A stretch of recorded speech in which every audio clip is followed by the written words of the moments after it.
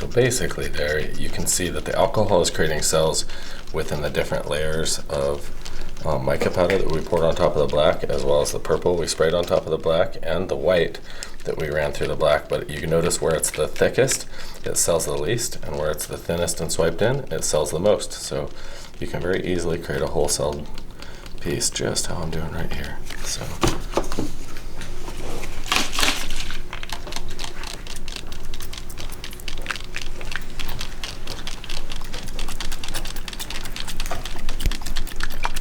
that is selling.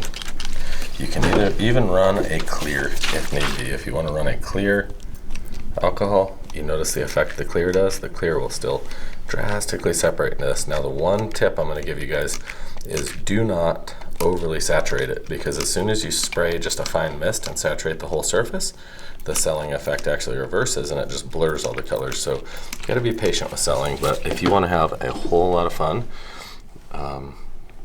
get some epoxy in some different colors and swipe them on top of a dark or an all really contrasting base, and you're gonna have a lot of fun creating different selling effects.